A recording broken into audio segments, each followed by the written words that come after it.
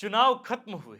परिणाम में झारखंड मुक्ति मोर्चा को अप्रत्याशित बढ़त मिली और 56 सीटों के साथ इंडिया गठबंधन झारखंड में सरकार बनाने जा रही है। लेकिन यह मैंडेट जितना बड़ा है उतना ही पेचीदा भी है, क्योंकि इस बार सरकार में शामिल पार्टियों की संख्या अधिक है और उन पार्टियों के पास सीटें भी पहले की तुलना में अधिक हैं। यानी झारखंड मुक्ति मोर्चा के साथ साथ कांग्रेस, राजद और माले की भी सीट संख्या बढ़ी है। बस जानकारी के लिए बता देता हूं कि झामुमो को 34, कांग्रेस को 16, राजद को 4 और माले को 2 सीटें मिली हैं। जाहिर है कि गठबंधन में होने के नाते सभी पार्टियां सरकार में शामिल भी होंगी, यानी कि सभी की सरकार में हिस्सेदारी होगी।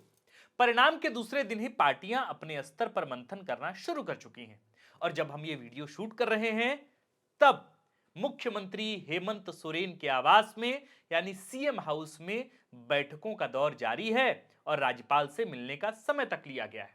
यानी कि संभावित तिथि मुख्यमंत्री के शपथ की हो सकती है 26, यानी 26 नवंबर को संभावित तौर पर झारखंड के अगले मुख्यमंत्री हेमंत सोरेन शपथ ले सकते हैं।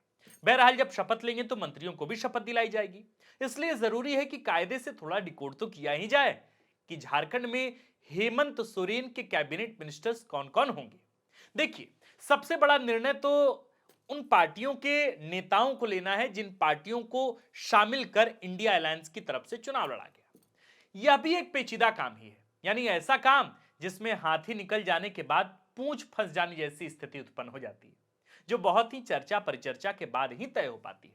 आज की वीडियो में हम इसी गुत्थी को सुलझाने का प्रयास करेंगे और बताएंगे आपको कि झारखंड में नई सरकार हेमंत सरकार का स्वरूप क्या हो सकता है, यानी किस पार्टी को कितने मंत्री पद दिए जा सकते हैं, माले, राजद और कांग्रेस कितने पदों पर मान जाएंगे और कहां मामला अटक सकता है, फंस सकता है। संक्षिप्त विश्लेषण करेंगे और सीधे और सरल शब्दों में हम आपको राज्य में नई बनने जा रही सरकार के संभावित स्वरूप, संभावित तस्वीर के बारे में बताएंगे।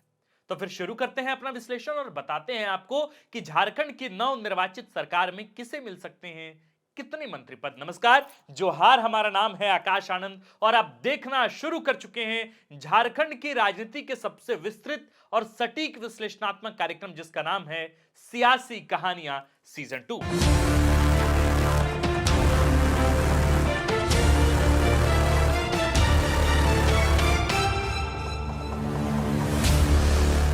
देश के किसी भी राज्य में मंत्री पद की संख्या का आधार वहां की सीटों से तय होता है। साधारण नियम है कि जितनी सीटें उसका 15% मंत्री पद होगा, यानी कि 100 सीटों वाली विधानसभा में 15 मंत्री पद होंगे। लेकिन झारखंड में विधानसभा सीटों का आंकड़ा है 81, यानी यहां नियम के अनुसार 12 मंत्री पद होंगे। इन्हीं 12 में से एक मुख्यमंत्री भी होंगे, यानी सीधे शब्दों में कहें तो झारखंड राज्य में एक मुख्यमंत्री और 11 मंत्रियों का प्रावधान है। यही संवैधानिक व्यवस्था झारखंड में है। अब हम पिछले आंकड़ों के हिसाब से समझते हैं कि इस बार क्या तस्वीर रहने वाली है कैबिनेट की। देखिए, शुरुआत करते हैं सबसे कम सीटों वाली पार्टी भाकपा माले से। भाकपा को इस बार 2 सीटें मिली हैं, जो कि पिछली बार से एक अधिक है। पिछली बार तो माले गठबंधन का हिस्सा नहीं था, उन्होंने बाहर से सरकार को अपना समर्थन दिया था, इसलिए मंत्री पद जैसी कोई बात पिछली बार नहीं थी। लेकिन इस बार स्थितियां अलग हैं। सिंदरी और निरसा सीट पर माले इस बार जीती है, पिछली बार एक सीट बगोदर पे थी। यानी कि 2 सीटों के आधार पर माले एक मंत्री पद की मांग इस बार कर सकती है और नैतिक तौर पर उन्हें एक मंत्री पद दिया भी जाना चाहिए, क्योंकि पिछली बार एक सीट वाली राजद को भी मंत्री पद मिला था। फिलहाल हम मानकर चलते हैं कि माले एक मंत्री पद की दावेदार है, लेकिन सबसे बड़ा सवाल है कि क्या माले मंत्री पद लेना चाहती है या फिर नहीं।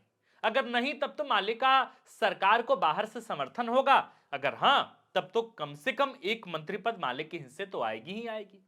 सनद रहे कि माले सिंदरी और निरसा विधानसभा सीट पर जीत हासिल कर इस बार सरकार के साथ मौजूद है। अब हम आगे बढ़ते हैं और तीसरी बड़ी पार्टी राजद की भी बात कर लेते हैं। थोड़े नंबर गेम पर भी बात होगी। इस बार राजद ने 4 सीटें झारखंड में जीती है। राजद की 4 सीटें हैं गोड्डा, देवघर, बिश्रामपुर और हुसैनाबाद। पिछली बार राजद की सिर्फ एक सीट थी। कौन सी सीट? चतरा की सीट। सत्यानंद भोक्ता तब विधायक हुआ करते थे और हेमंत कैबिनेट में मंत्री भी थे।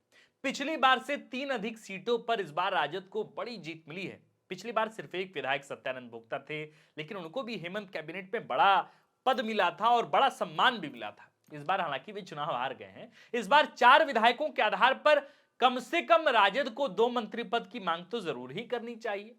और जहां तक मैं राजद को समझता हूं या मेरा आकलन कहता है, वे 2 से कम मंत्री पद पर मानेंगे भी नहीं, क्योंकि इस बार भी जब उन्हें 7 से कम सीटें ऑफर हुई थी, उन्होंने अलग लड़ने तक का ऐलान कर दिया था। इसलिए हो सकता है कि झारखंड मुक्ति मोर्चा को उनकी बात माननी पड़ेगी और 2 मंत्री पद हो सकता है कि हेमंत सोरेन राजद को देने को तैयार भी हो जाए। मुझे लगता है कि राजद के हिस्से 2 मंत्री पद जाने की संभावना इस बात पर भी निर्भर करती है कि तेजस्वी यादव हेमंत सोरेन से किस स्तर पर नेगोशिएट करते हैं, बार्गेनिंग करते हैं। एक मंत्री पद पर राजद के मान जाने की संभावना मुझे तभी दिखती है जब राजद का पोर्टफोलियो यानी मंत्रालय बड़ा हो। और बड़ा मंत्रालय का मतलब राजनीति में क्या होता है, यह हम आप अधिकारी और विभागीय मंत्री से बेहतर कौन समझते हैं। मुझे लगता है कि तभी शायद राजद एक मंत्री पद के लिए राजी हो सकता है जब कोई बड़ा पोर्टफोलियो मिले तब। इस तरह फिलहाल तक के लिए हम मान लेते हैं कि अब तक 11 में से 3 मंत्री पद में 1 माले और 2 राजद के पास चले गए। अब आते हैं कांग्रेस के पास। देखिए, कांग्रेस ने पिछली बार 31 में 16 सीटें जीती थी और तब उन्हें 4 मंत्री पद मिले थे। इस बार वे 30 में 16 जीतने में कामयाब हुए। स्ट्राइक रेट बढ़िया रहा है और 4 से कम पर तो वे कतई नहीं मानेंगे, मुझे ऐसा लगता है, मंत्री पद के लिए, क्योंकि उनका स्ट्राइक रेट भी अच्छा है और पार्टी राज्य में मजबूत भी हुई है। हालांकि ये उनका दावा है कि मजबूत हुई, मेरा मानना है कि इस बार हेमंत सोरेन और कल्पना सोरेन का जादू सर चढ़कर बोला। मैया सम्मान योजना की वजह से इस बार कांग्रेस को आशातीत सफलता से भी आशातीत सफलता मिली।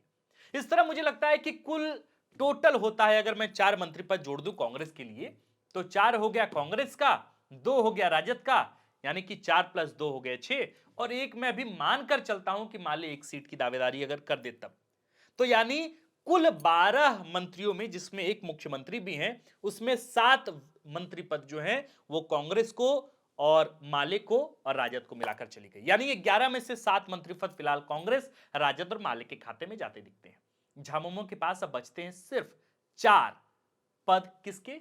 मंत्री पद के, और एक मुख्यमंत्री पद, यानी कि टोटल हो गए 5। जबकि देखा जाए तो झामुमो का आंकड़ा कांग्रेस के दोगुने से भी अधिक है।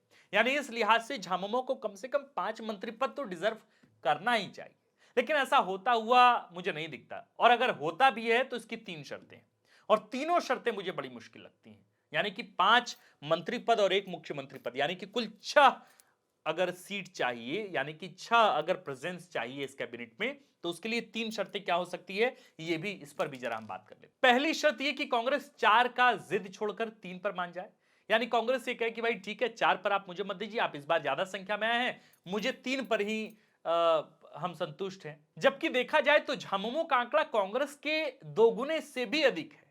यानी इस लिहाज से झामुमो कम से कम 5 मंत्री पद तो डिजर्व करती ही है, यानी 5 मंत्री पद और एक मुख्यमंत्री का पद। लेकिन ऐसा होने की 3 शर्तें हैं और तीनों बड़ी मुश्किल लग रही हैं। पहली शर्त कि कांग्रेस 4 का जिद छोड़कर 3 ही मंत्री पद पर मान जाए। दूसरी शर्त, राजद 2 की जगह 1 मंत्री पद पर मान जाए। और तीसरी शर्त कि माले मंत्री पद के बिना ही मान जाए। इनमें से कोई भी बात मुझे होती हुई नहीं दिख रही, क्योंकि नंबर गेम में सभी पार्टियां अपने को अधिक मान रही हैं। अगर 2 सीट वाले माले को 1 मंत्री पद मिल रहा है तो 4 सीट वाले राजद को 2 क्यों नहीं? और अगर 4 सीट वाले को 2 मंत्री पद मिल रहा है तो 16 सीट वाले कांग्रेस को 4 मंत्री पद क्यों नहीं? हो सकता है कि इन तीनों में से कोई शर्त मनवाने में झारखंड मुक्ति मोर्चा कामयाब हो जाए और अपने पास 5 मंत्री पद और 1 मुख्यमंत्री पद रखे। लेकिन ऐसा होने की संभावना कम ही दिखती है। हालांकि यह निर्णय पार्टियों के स्तर पर ली जानी है, हम सिर्फ इस पर अपना आकलन और कयास बता रहे हैं। अगर आपके मन में यह सवाल उठता हो दर्शकों कि झारखंड मुक्ति मोर्चा और कांग्रेस जब मिलकर ही बहुमत का आंकड़ा छू ले रहे हैं, जादुई आंकड़ा छू ले रहे हैं, तो फिर अगर कोई पार्टी नाराज भी हो जाए राजद और माले, तो क्या फर्क पड़ता है? वे नाराज रहे, उनके पास तो कोई विकल्प ही नहीं है। माले और राजद वैसे भी भाजपा के साथ नहीं जा सकती और जाने से कोई फर्क भी नहीं पड़ता। हो सकता है कि इस तरह के कई सवाल आपके जहन में हो। यह सवाल जितना आसान है, उतना अपने घटक दलों को नाराज करना आसान नहीं है। किसके लिए? झारखंड मुक्ति मोर्चा के लिए। देखिए, होता यह है कि गठबंधन के तहत सभी पार्टियां सरकार बनाने के उद्देश्य से ही साथ आती हैं और सरकार बनाने की स्थिति में आने के बाद वे किसी को भी किनारे नहीं कर सकती। जैसे पिछली बार ही राजद की 1 सीट थी और गठबंधन 46 के आंकड़े पर थी। 1 सीट कम होने के बाद भी सरकार की सेहत पर कोई खास फर्क नहीं पड़ता, लेकिन फिर भी राजद को मंत्रिमंडल मिला और चतरा से राजद विधायक सत्यानंद भोक्ता 5 साल तक सरकार में शामिल रहे। चाहे वो हेमंत सरकार में हो, चाहे चंपाई जी की सरकार में, या फिर वापस से हेमंत जी की सरकार में। यह आगे की राजनीति के लिए अच्छा है और यही नैतिकता भी है। इसलिए मान मनोबल के बाद ही सही, लेकिन सभी पार्टियों की सहमति से ही राज्य में मंत्रिमंडल का गठन होगा और सरकार में वे सभी घटक दल शामिल होंगे। हालांकि एक बात की चर्चा जरूर की जानी चाहिए कि कांग्रेस, राजद या माले को मिली सीटों का श्रेय काफी हद तक झामुमो को जाता है और झारखंड मुक्ति मोर्चा में भी दो चेहरों को, हेमंत और कल्पना मुर्मू सोरेन। झारखंड मुक्ति मोर्चा के ही गढ़े नैरेटिव का फायदा बाकी पार्टियों को हुआ है। विशेषकर हेमंत सोरेन और कल्पना सोरेन ने अन्य पार्टियों के क्षेत्र में जाकर धुआंधार सभाएं की, जिसका असर दिखा है। हालांकि कोई भी पार्टी इसे अपनी ही जीत बताएगी और बताना चाहिए भी, लेकिन इस बात को स्वीकार तो वे करते भी होंगे कि कल्पना के होने से कांग्रेस की कल्पना कितनी साकार हुई। यह बात दिगर है कि इसका असर मंत्रिमंडल के गठन या वितरण में बिल्कुल ही नहीं होगा। राज्य में पहली बार कोई सरकार रिपीट कर रही है, यानी कि 5 साल का टेन्योर पूरा करने के बाद दूसरी बार भी, वो भी इतने बड़े जनादेश के साथ, प्रचंड बहुमत के साथ। इस लिहाज से हेमंत सोरेन का यह कार्यकाल काफी उम्मीदों भरा भी रहने वाला है। अब देखना होगा कि हेमंत सोरेन अपनी घोषणाओं और वादों को राज्य में कब, कैसे और कितने वक्त में पूरा करते हैं। मंत्रिमंडल गठन को लेकर आपकी राय मैं भी जानना चाहता हूं। मुझे बताएं कि आपके हिसाब से क्या स्थिति होती है, तस्वीरें किस तरह की होंगी और आप किस नेता को कौन से मंत्री के रूप में देखना चाहते हैं। हमारा यह विश्लेषण आपको कैसा लगा, यह भी हमें लिखकर बताएं। साथ ही इसे दूसरों के साथ भी शेयर करें। आपको लगता है कि वाकई 4 सीटों वाली राजद को 2 मंत्री पद मिलने चाहिए, 2 सीटों वाले माले को 1 मंत्री पद मिलना चाहिए और 16 सीटों वाली कांग्रेस को 4 मंत्री पद मिलना चाहिए और 34 सीटों वाले झारखंड मुक्ति मोर्चा को इस बार 4 मंत्री पद और 1 मुख्यमंत्री पद मिलना चाहिए। इसके अतिरिक्त, मैं जब ये मंत्रिमंडल की बात कह रहा हूं, इसके अतिरिक्त एक शगुफा तो पहले से ही छूट गया है। शगुफा ये कि अंदर खाने से खबरें आ रही हैं कि कांग्रेस के अंदर इस बात को लेकर भी चर्चाएं शुरू हो गई कि भाई, हम भी सरकार को बनाने में हमारी भी बड़ी निर्णायक भूमिका रही, तो इस बाबत हमें एक डिप्टी सीएम का भी एक पद चाहिए। इस तरह की खबरें आ रही हैं। इसका कोई आधिकारिक जानकारी, इस तरह की कोई आधिकारिक ऐलान नहीं हुई है। इसलिए मैं कहता हूं कि इस तरह की जब चर्चा हुई है तो मुझे लगता है कि इस पर एक प्रतिक्रिया भी बेहद जरूरी है। संभावनाओं पर थोड़ी बात कर लेते हैं। क्या वाकई आपको लगता है कि हेमंत सोरेन, चंपाई सोरेन के प्रकरण के बाद किसी को भी अपने कैबिनेट में एक डिप्टी सीएम का पद देंगे? ये इस सवाल का जवाब मैं आप पर छोड़ता हूं। आप हमें कमेंट करके बताएं कि क्या कांग्रेस को डिप्टी सीएम का पद मिलना चाहिए और क्या आपको लगता है कि चंपाई प्रकरण के बाद सीएम हेमंत दोबारा से वही गलती करेंगे जो ऑलरेडी चंपाई सोरेन को सीएम बनाकर वे कर चुके हैं, या आपको लगता है कि सीएम हेमंत इस बार इतनी सीख ले चुके हैं कि अब वे डिप्टी सीएम बनाकर पैरेलली एक पावर सेंटर अपनी ही सरकार में खड़ा नहीं करेंगे? और आपको क्या लगता है कि इस बार की सरकार में कितनी हस्तक्षेप इस बार कल्पना सोरेन की होगी और कितनी मजबूत चेहरे के तौर पर इस बार कैबिनेट में भी वो नजर आ सकती हैं? आपको लगता है क्या कि कल्पना सोरेन इस बार कैबिनेट में भी शामिल हो सकती हैं? मुझे 2 सवालों के जवाब आपसे जानने हैं। क्या कल्पना सोरेन इस बार कैबिनेट में शामिल होंगी, पहला सवाल, और दूसरा कि क्या कांग्रेस को इस बार डिप्टी सीएम का पद भी मिल सकता है क्या? इन दोनों ही सवालों का जवाब मैं चाहता हूं कि आप दर्शक हमें कमेंट में लिखकर बताएं। बाकी आप देख रहे थे द फोर्थ पिलर। हमारा नाम आकाश आनंद है और कैमरे के पीछे हैं नीरज। शुक्रिया।